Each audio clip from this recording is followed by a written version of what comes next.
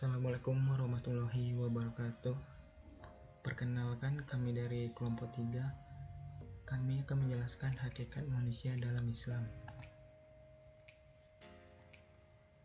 Konsep dan hakikat manusia dalam Islam. Hakikat manusia yang sebenarnya adalah sesuatu yang melatar belakangi keberadaannya di dunia ini sebagai manusia yang terdiri dari jasmani dan rohani. Sebagaimana firman Allah SWT dalam Quran Surat Ad-Doriyat 5156 yang artinya, "Dan aku tidak menciptakan jin dan manusia, melainkan supaya mereka mengabdi kepadaku."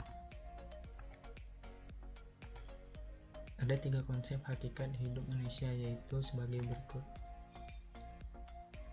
Yang pertama, menerima. Manusia terlahir kemudian menggunakan seluruh potensi dirinya untuk menerima sesuatu, ikhlas. Itulah hal pertama yang didapatkan manusia pada hakikatnya. 2. Member. Manusia berkembang dengan mengikuti waktu. Di masa itu manusia mulai mengumpulkan semua pengalaman yang diterima semasa perkembangannya. Karena hakikat manusia yang selalu menerima, di waktu yang sama manusia sadar bahwa dirinya tidak sendiri.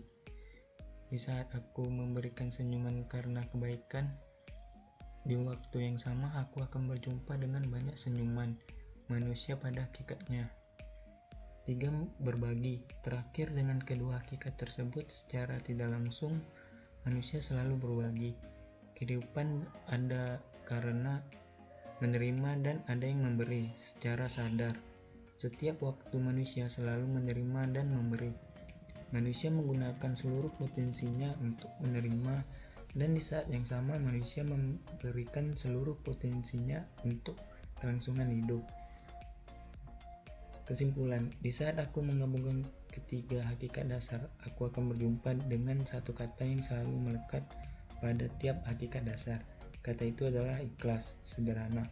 Anton 2011.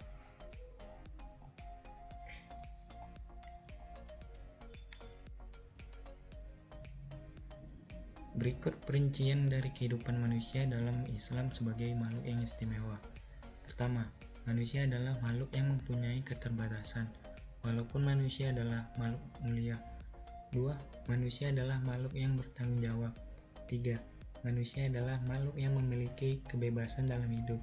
Artinya kebebasan manusia nampak melalui aneka kreasi dalam segala segi kehidupan, dan melalui kebebasan itulah muncul berbagai kegiatan. 4. Manusia adalah makhluk yang keberadaannya di dunia ini untuk mengadakan sesuatu. Artinya seseorang manusia mempunyai tugas bekerja dalam hidupnya. 5. Manusia ada untuk berbuat yang baik dan membahagiakan manusia. Artinya manusia ada untuk mengadakan sesuatu yang benar serta bermanfaat.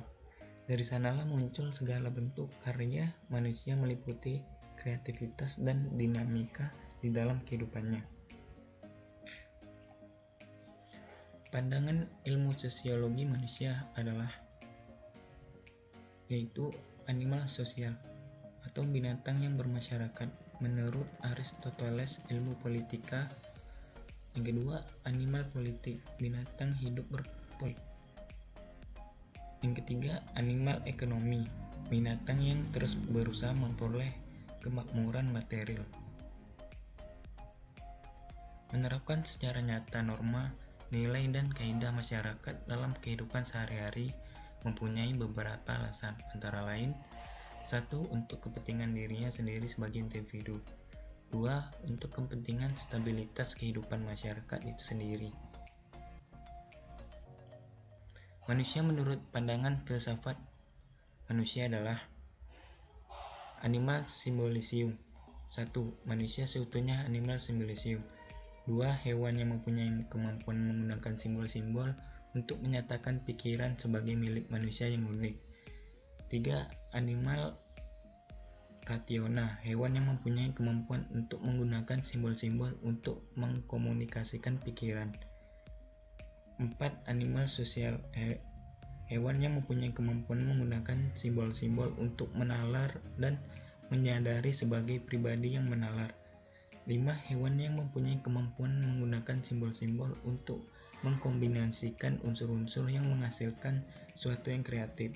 6. Hewan yang mempunyai kemampuan menggunakan simbol-simbol, maka dapat mengadakan perbedaan moral. Manusia sebagai makhluk keberagamaan. Manusia adalah makhluk beragama, dalam arti bahwa mereka percaya dan atau menyembah Tuhan, melakukan ritual atau upacara-upacara. Walaupun kemudian ada yang menjadi agnostis, tidak mau tahu adanya Tuhan atau ateis, mereka cenderung untuk mengganti Tuhan yang bersifat pribadi seperti negara, ras, proses alam, pengabdian total untuk mencari kebenaran atau ideal-ideal yang lain. Eksistensi dan martabat manusia. Tujuan umum adanya manusia di dunia dalam Quran surah An-Nabiyah 21207 yang artinya, dan tiadalah kami mengutus kamu melainkan untuk rahmat bagi semesta alam. Ayat ini menerangkan tujuan manusia diciptakan oleh Subhanahu wa Ta'ala, dan keberadaan dunia ini adalah untuk menjadi rahmat bagi alam semesta. Arti kata rahmat adalah karunia, kasih sayang, dan belas kasih. Jadi manusia sebagai rahmat merupakan manusia yang diciptakan oleh Allah Subhanahu wa Ta'ala untuk menebar dan memberikan kasih sayang kepada alam semesta. Tujuan khusus adanya manusia di dunia adalah sukses dunia dan akhirat dengan cara melaksanakan amal soleh yang merupakan investasi pribadi manusia sebagai individu. Allah berfirman dalam Quran surah An-Nahl ayat 1697 yang artinya, barang siapa mengerjakan amal soleh baik laki-laki maupun perempuan dalam keadaan beriman, maka sesungguhnya Allah Subhanahu wa Ta'ala akan memberikan kepadanya kehidupan yang baik dan akan diberi kebalasan kepada mereka dengan pahala yang lebih baik dengan apa yang telah mereka kerjakan. Tujuan individu dalam keluarga. Manusia di dunia tidak hidup sendirian. Manusia merupakan makhluk sosial yang mempunyai sifat hidup berkelompok dan saling membutuhkan satu sama lain. Tujuan manusia berkeluarga menurut Quran surah Ar-Rum 30:21 yang artinya, dan di antara tanda-tanda kekuasaannya ialah Dia menciptakan untukmu istri-istri dari jasmu sendiri, supaya kamu merasa tentram, dan dijadikannya di antara kamu rasa kasih sayang. Sesungguhnya pada yang demikian itu benar-benar terdapat tanda-tanda bagi kaum yang berfikir. Tanggung jawab manusia sebagai hamba dan khalifah Allah. 1. Pertanggungjawaban dari diri sendiri. 2. Pertanggungjawaban pada masyarakat. 3. Pertanggungjawaban pada Allah. Itulah hasil diskusi dari kelompok 3. Jika ada salah kata tolong dimaafkan. Saya Sudari. Wabillahi taufiq wal hidayah. Assalamualaikum warahmatullahi wabarakatuh.